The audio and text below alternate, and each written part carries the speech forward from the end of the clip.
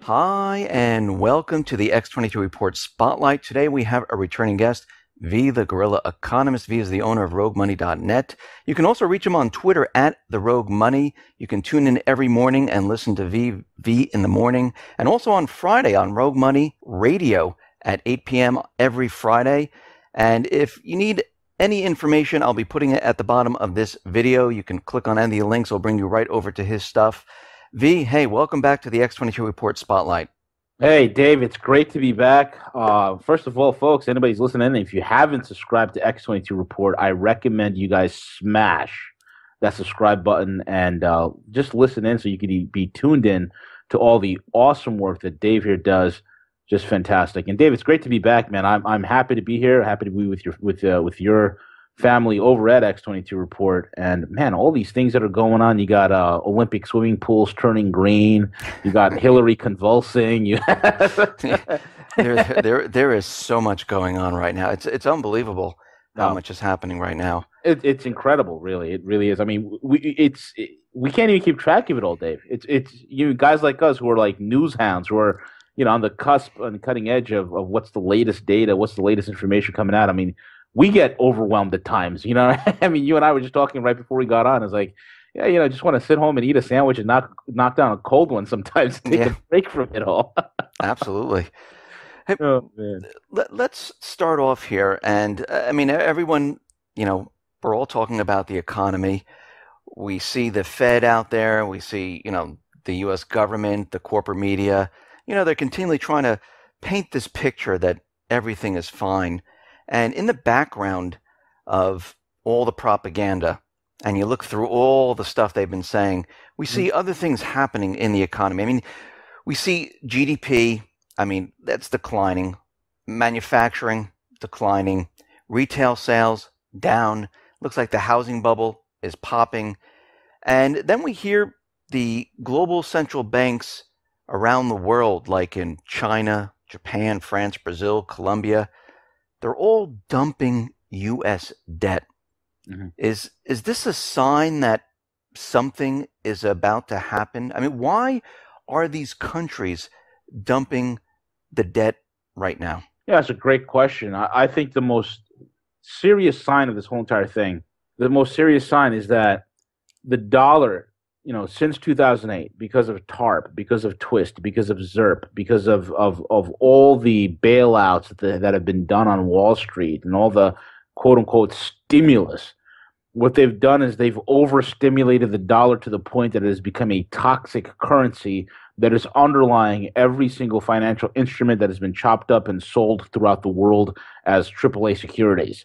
And these financial weapons of mass destruction, which you see coalesced with derivatives, have created such an environment of destruction, capital malformation, and risk, the likes of which we have never seen. And that is the end result of it, Dave. Because of our monetary policies, we have created an environment of risk.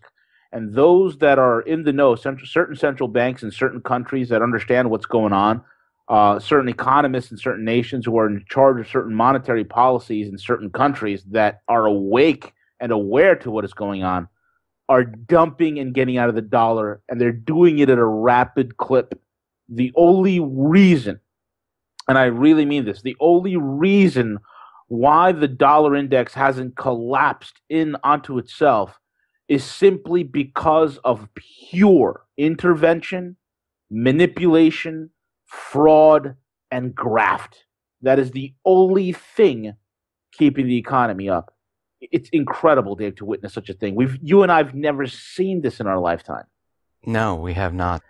The amount of debt from the private Western Central Bank, it is so large right now. And what was it, like a year ago, maybe it was a year ago, Christine Lagarde was out there, and they're talking about how they can reduce this debt, because as it continually grows, it cannot be sustained. I mean, we have evidence from Greece where Greece is collapsing. We see Italy, we see France. They continually need to borrow more and more money from the ECB. Banks are failing. The U.S.'s debt is continually rising. And what I was talking about with Christine Lagarde, who was saying, we need to pay off, not pay down the debt, but pay a little bit off so we can keep the system going. And maybe we need like a 10% wealth tax. And we see out in Greece Mhm.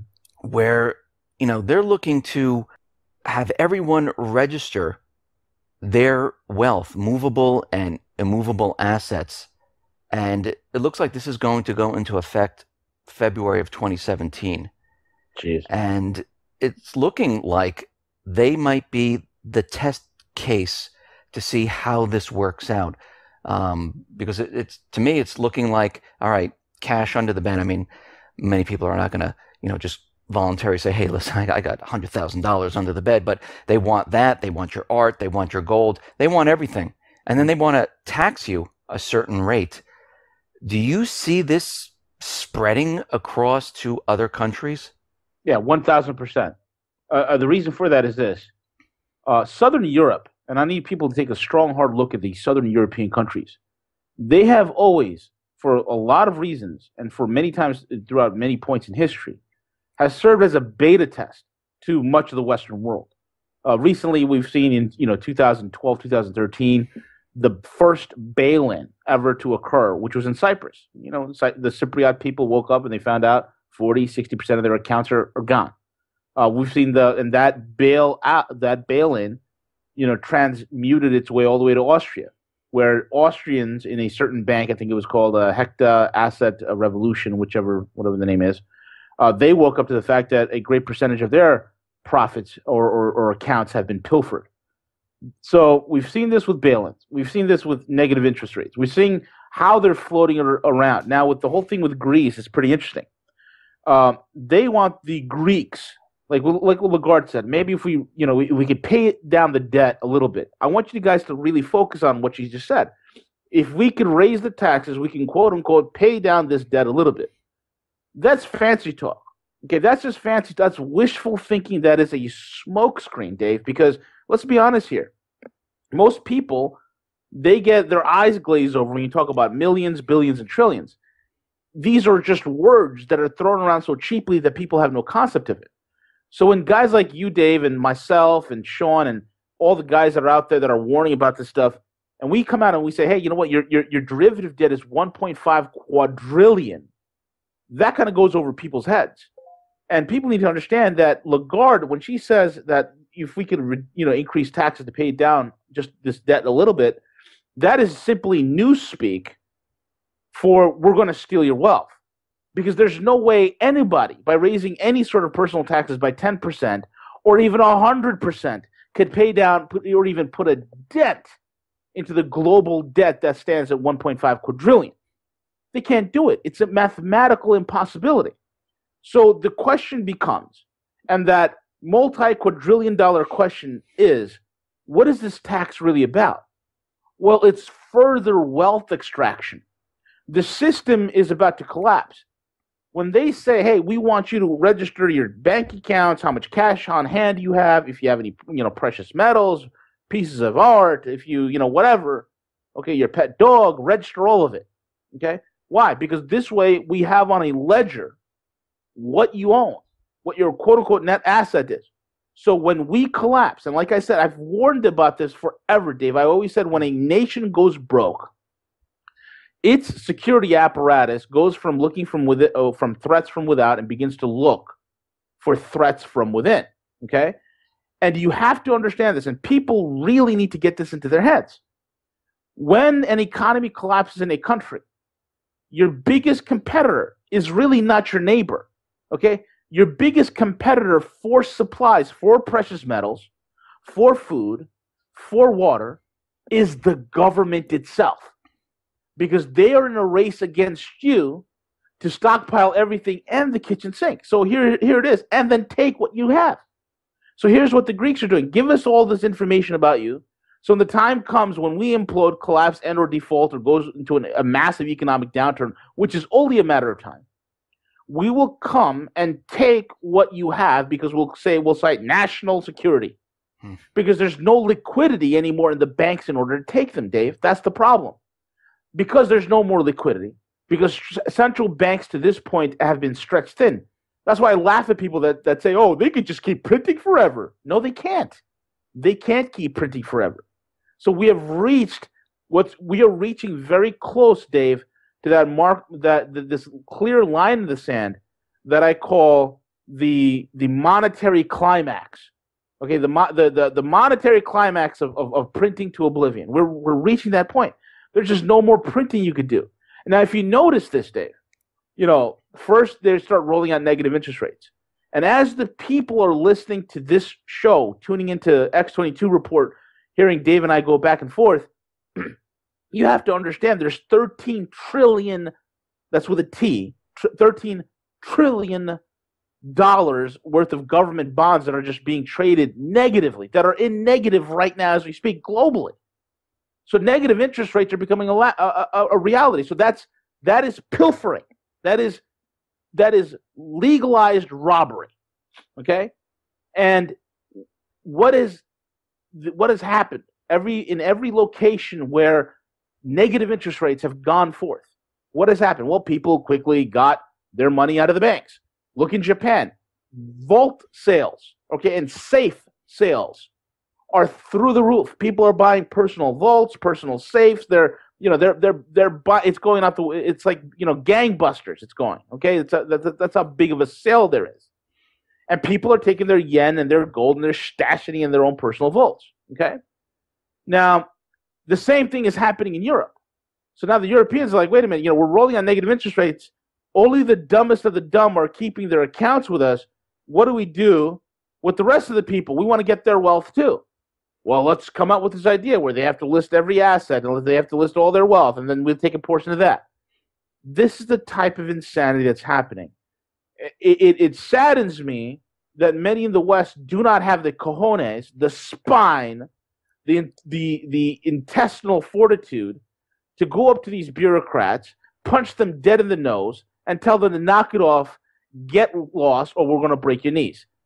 What happened to that? I remember the good old days. That's what we used to do, Dave. But now it's just like, forget about it. These are the lords over us.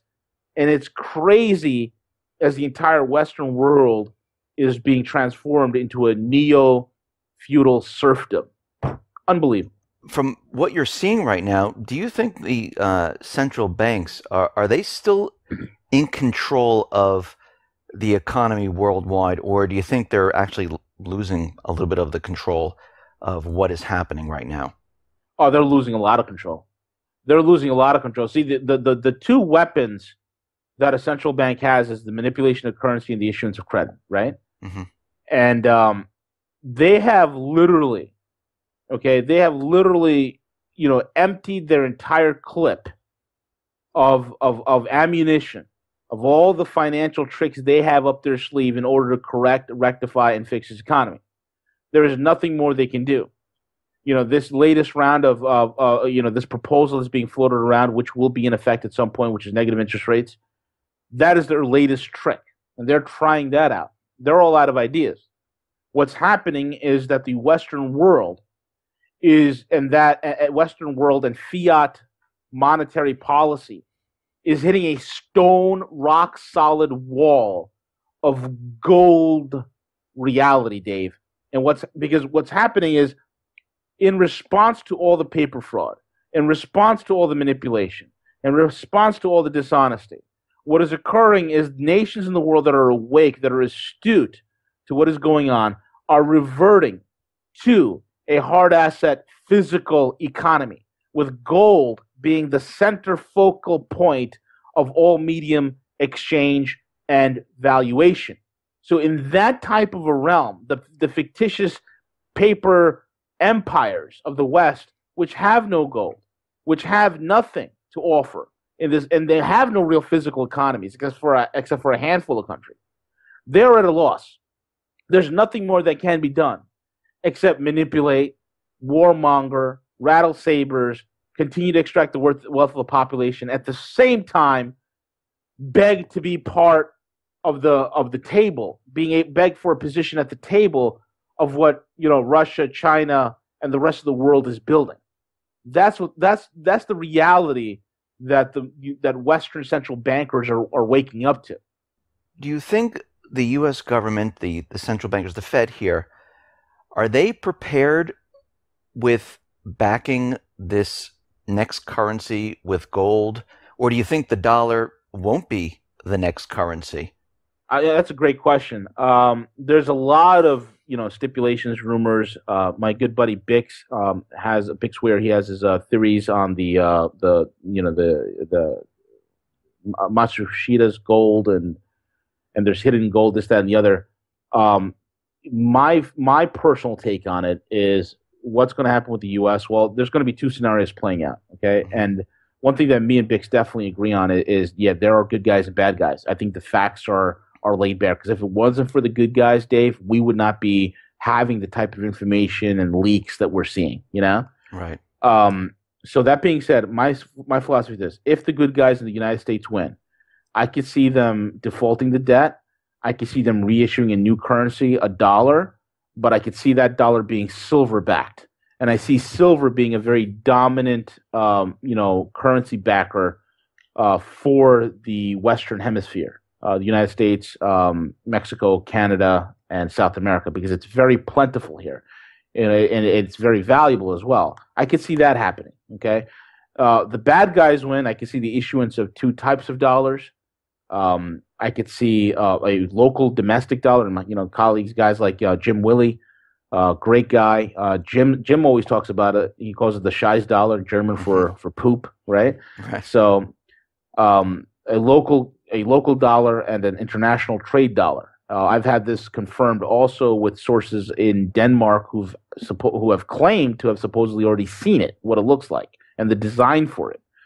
So the local dollar will be devalued anywhere between 40 to 60%. The international trade dollar anywhere between 30 to 50%. But either way, it's going to absolutely slaughter and hurt the average working American, who will be at the mercy of these types of monetary policies. And between those two scenarios, there are variables. So it's going to be interesting to see how it plays out. But what's happening is, will the Fed be in control of this? No, and again, it depends on which side controls the argument, the narrative, and controls the decisions that will bring these two realities to fruition. Which it will be, we don't know, and that's why it's important that people listen into programs such as this and other programs that are waking people up to this, so that the word can spread. We cannot stop, and I've said this so many times, Dave. We can't stop this economic collapse, but we can determine who controls the narrative on the other side of this. That's the most important thing. True. V, when you mentioned the two different currencies, international and I think you said domestic currency, yeah. Mm-hmm.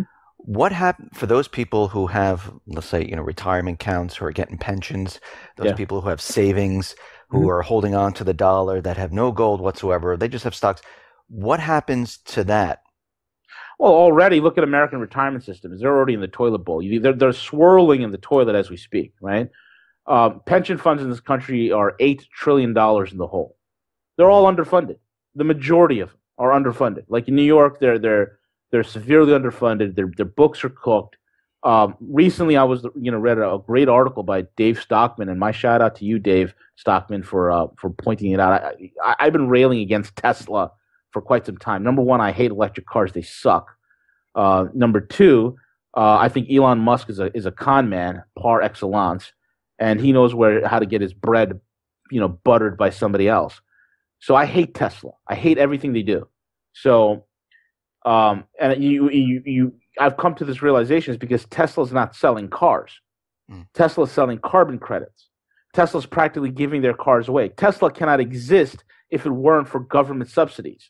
Okay, Tesla couldn't make soapbox racers if it weren't for government subsidies. They'd be out of business in no time, right? So what is Tesla doing? Well, here's a great example of crony capitalism. And David Stockman on ContraCorner.com, he spoke about a great article. The pension fund in Michigan, okay, one of the Michigan pension funds, it's a $1.5 billion fund, decided to buy almost 400,000 shares. It was like 375 or 400,000 shares of Tesla stock. This company makes no money, hasn't turned a profit, makes no money, loses money on every car they sell, Dave. Mm-hmm. But the Michigan pension fund buys 400,000 in Tesla stock. So now they have a vested interest in Tesla. So they spent about 75, $80 million on Tesla stock. They won't buy gold, but they'll buy Tesla stock. Okay, so now the hardworking pensioners of this country are getting screwed over by stupid financial decisions such as this, and it infuriates me. It's wrong. It's criminal. And you see that now they have Tesla stock, and now they have a vested interest in it. And this is a company that once the coffers are cut, once the spigot of government subsidies is shuts off, which it will, and Dave, you and I know for sure it's going to happen, right? Yes. That Tesla stock goes to nothing because Tesla will pack up and leave, and Elon Musk will take his billions and fly out of the country. It is a disgusting scheme. And that's what's happening with pension funds. This is an example. The rest of the pension funds in this country, we've heard about what happened with John Kasich, the idiot over there, Mr. Former Lehman Brother Morgan Stanley fluffer boy, right? What did he do? Well, he took Ohio State's pension fund, signed it over to some cronies in Wall Street. And what did Wall Street do in the last 5 years? They drove $1 billion pension fund into the toilet. They drove it into the ground head first. And they smiled and laughed all the way through it. Okay? In 5 years, they've collected $780 million in fees. And I talk to any single person who deals with a financial advisor or a financial professional. It's a joke. And sitting across from them and saying, hey, what are you being charged to having these idiots manage your fund? Oh, 2%. No, it's not. Then we do a statement analysis, Dave, and we find out these pension funds are paying 10, 15% in fees. They're getting raped over the coals. And I do mean raped over the coals. Unbelievable. So you couple that chicanery and the fact that negative interest rates are coming, and these pension funds and insurance funds require, a certain percentage per year in order to maintain profitability. This is the second torpedo. I mean, you can count on one hand how many pension funds in this country, Dave, are actually funded. You can count it on one hand. There's less than 10. Okay, maybe two hands. Less than 10, Dave. Right. Unbelievable. So they're done. So all you pensioners, if you're not in that top 10 category, you're screwed. There's no pension waiting for you. What happens when the dollar then is removed and they decide, okay, let's have a domestic currency and an international currency? What happens to all those electronic funds? Are they still there? Are they devalued? They're all going to be devalued considerably. They're all going to be devalued and recalculated into whatever the new currency and its price positioning would be. Secondly, whatever retirement account that you got floating out to like a 401k or IRA, that's going to be absorbed by who? Good old Uncle Sam. And that's why Odumbo, I think it was last year or the year before, he launched the Myra, right. Yes. The governmental program to soak up all these 401ks and Roth IRAs. I mean, Dave, isn't it amazing? It's like these guys are telegraphing to all of us what they're going to do. And people listen to this. This is some fear porn. This is like a conspiracy theory. No, dummy. It's an agenda. And you better get smart and figure out how this agenda plays out. Otherwise, this scenario is going to grip you by the throat very quickly and harshly, and you'll wake up to a reality where you have no money in the bank, you have nothing going for you, your wealth is wiped up, and you're wiped out, and your kids are screaming because they're hungry. That's the reality for most people when they wake up to this day. That is true. And V, you know something? When Obama and whatever talking head comes out and they tell you that, what they're doing, they always make it seem like it's in the best interest for the people. It's good for you. And they always spin it that way. Yeah. And when you look through it, you see that, no, this is not good for anybody. It's good for them. Right. It's good for the bankers. It's good for the corporations. It's good for everyone except for the people. Exactly. And that's the problem with these politicians, man. They hide their disdain and avarice, to us. They hide it behind their altruism. Like they really give a rat's rear end towards us and what we care about in our fund. No, Hillary Clinton. Okay, why is Hillary in the spotlight? Well, she got caught, she got exposed, and she's an idiot. But the fact of the matter remains, Hillary Clinton is symptomatic of the system that we have in this country. Barbara Boxer is just as corrupt. Nancy Pelosi is just as corrupt. There's that lady named Cho Lee, whatever, from California, some dingbat congresswoman who went from $0 in her bank account to having 5 million because she's all of a sudden, Dave, she discovered a secret to trade the most volatile options trades and VIX trades the world has ever seen. I mean, option trades that would make the most experienced traders blush as to how risky it is. And this woman is able to pull it off and take $300, making it to 5 million in less than 5 years. Give me a break. It's a joke. I would love for her to show all of us, I would love for her to have to do these trades right in front of some SEC officials to see how it's done, right? But of course, the SEC won't do that because the regulators and these criminal politicians are walking in lockstep together. That's absolutely true. It's terrible, man. No, there's nothing that's good for us. It's all what's good for them. And the faster you realize that, folks, you got to understand, the system is gaming you. Okay? Everything in this country is damn weaponized. I mean, we talk about the overt weaponization of, let's say, paramilitary or police or security apparatuses.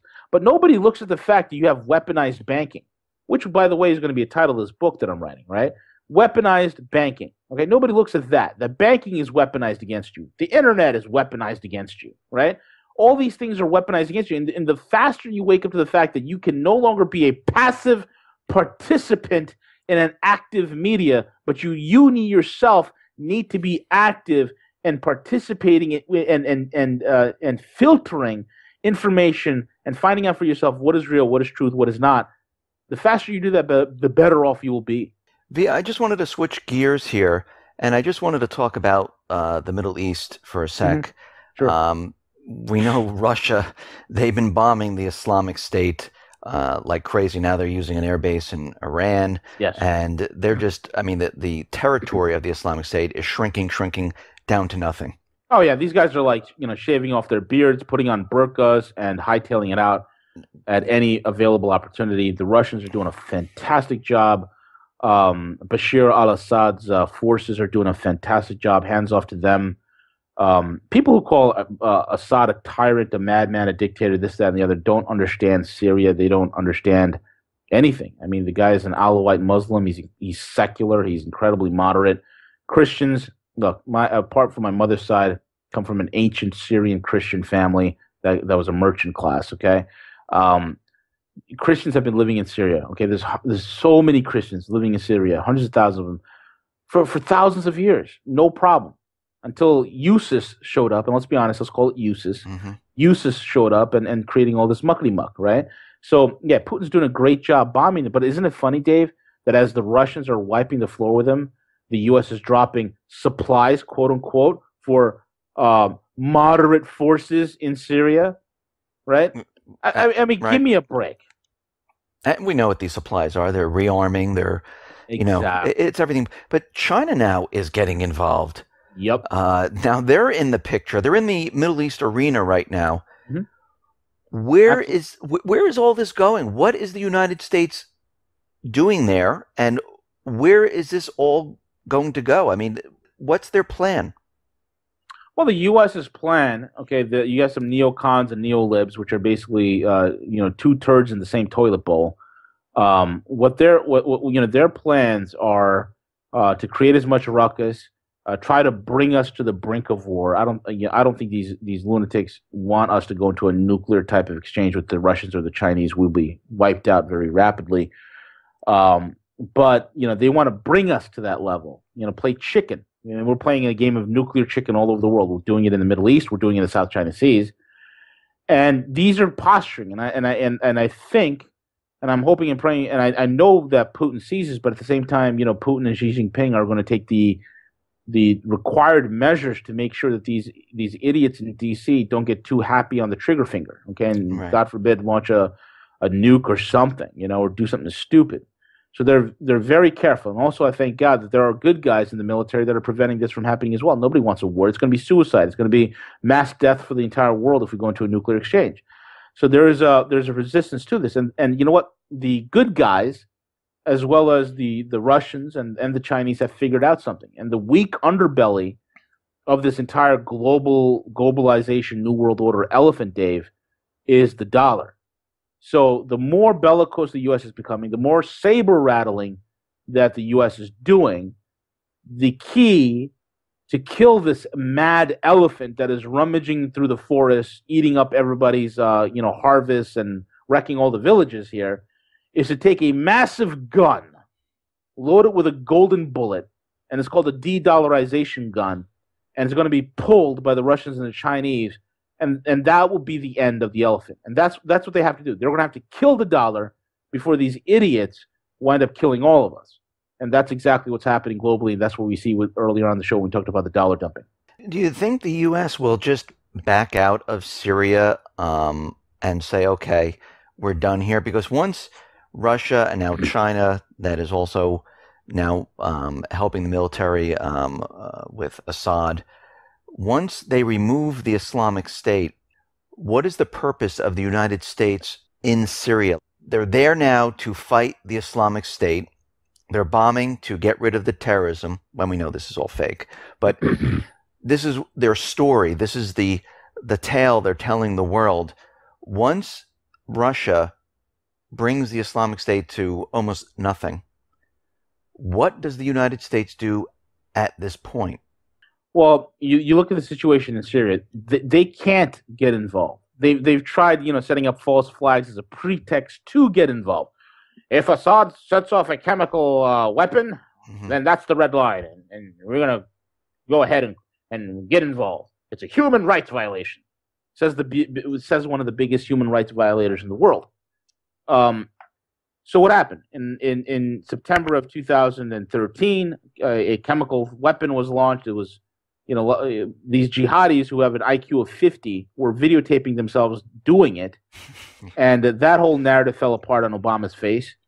So everywhere that they've done, and what they've done to turn, like MH17 being shot down over Ukraine, right? Mm-hmm. All these things, all these false flags, in order to create a bigger crisis, to draw the Russians in, just to chaos for chaos sakes, so they can dump the economy and blame the Russians and the Chinese for dumping the economy and ruining the dollar, which is really, we're the ones who are ruining the economy and killing the dollar. All those false flag pretexts have blown up in their faces, Dave. So the U.S. going to get more involved in Syria? No. They're involved as much as they're going to get involved. There's a lot of pushback from the Pentagon. It's the CIA cronies that are running the shop there. You've seen some of these guys. These guys are brilliant. A couple of them have been caught in Moscow. Have you seen that, Dave? Have you seen Yes. pictures of these elite operatives wearing blonde wigs that barely fit properly, looking like absolute stoned hippie kids coming out of a drug rave party? I mean, have you seen these pictures? It's incredible. This is what the CIA is recruiting these days. I mean, I've had this talk with a buddy of mine. I said, if you're going to be the nefarious evil empire on the planet Earth, at least be good at it. At least be good at it. These guys are terrible, Dave. Absolutely terrible. But in terms of what's going on, is there further involvement? No, I think it's going to be more saber rattling. It's going to be more, hey, look at us, Russia. We're 50 miles from your border, and we're going to do a military exercise. Look at this old, antiquated pieces of equipment that we're pushing up towards your border. Are you frightened? And the Russians sit there and laugh. They have like energy weapons that could just shut that whole thing down in a matter of seconds, and it'll be an absolute terror storm at that point. Same thing in the South China Seas. We're floating these destroyers and ships into these islands that China is having China's being aggressive. They're being absolutely aggressive. Okay, so China takes 6 islands, which territorially and historically have been part of their territorial fishing waters since 600 AD, Dave. China takes 6 islands, they start developing, and we get into a conniption fit. Meanwhile, Vietnam has 40 islands. We don't say nothing. Well, I guess that's okay, because Vietnam is one of our buddies, so it's okay. Unbelievable. The rest of the world has woken up to this fraud, and even the countries that are in the South China Sea, they're working out the differences with themselves peaceably. They're all part of the ASEAN, the Asian South Economic, Hmm. cooperation they have going over. They're all part of the ASEAN group, right? And they're the solutions. Why? Because economics is the underlying driver for every human activity. And the people say, hey, you know what? Let's just figure out a mutually beneficial relationship for all of us. You guys could have your 6 islands. The only one that's making a big deal of it is the friggin' U.S. Why? Because, oh my God, China's aggressive. Give me a break. China ain't building those 6 islands off the coast of L.A. They're doing it like 6,000 miles away. Leave them alone. You know, Uh, uh, unreal, Dave. that's true. I mean, it's in the South China Sea, Yeah, it's not in right? the. It's not in like the New York Harbor. China's Right. building islands in New York Harbor. Yeah. Where is all this headed? What's your timeline for the economy losing steam, crashing, and collapsing? I mean, when you look at everything that's going on in the world, Yeah. what's your timeline? Where are we headed? Well, so far I've been pretty spot on. I said 2015 when the dollar's going to, lose its prominence as world reserve currency. It has done that. That has come and gone. That's when the dollar dumping really started to accelerate at that time. And I said 2016, the wheels come off. It started to in January, and it's been happening. And I said that, in January, I said, get ready for the summer of chaos. And here we are. We've been doing this summer of chaos thing for a while. And I said in October 2015, I said, hey, the gold, the precious metals are going to turn around, second half of 2016, right around June, July. I said that on Greg Hunter's USA Watchdog show, and boom, that's exactly what happened. The $1,300 an ounce floor has been put in for gold, $20 an ounce for silver, and it's off to the races. So where's it going to go? Well, I think going into this fall is going to be very critical. I think it's going to be very critical. I think there's some sell-offs coming. There's going to be more market manipulation. I think economically we're going to take some serious blows. How it will say and what that would be, I don't exactly know as of yet because it's not just one thing, Dave. It's multiple things. The question is, let's say you have 1,000 torpedoes in the water, and they're all coming at you at 450 knots. Which one is going to hit you first? And when it does hit you, is it going to be the port, or would it be starboard? Would it be the aft, or would it be the bow? Which part of the boat gets hit on the USS Titanic or the USS Economy that we're facing here? So anything can happen. But I think 2017. I think by the second quarter, this thing is going to be just about wrapped up. And I think by 2018, second quarter, going to second quarter, I think we're going to have that complete revaluation. We're going to have a global economic reset and the issuance of a new trade note, new currency. I think that's what we're looking at. V, thank you very much for being on the X22 Report Spotlight. Once again, how can people see your work? Oh, they can go on roguemoney.net.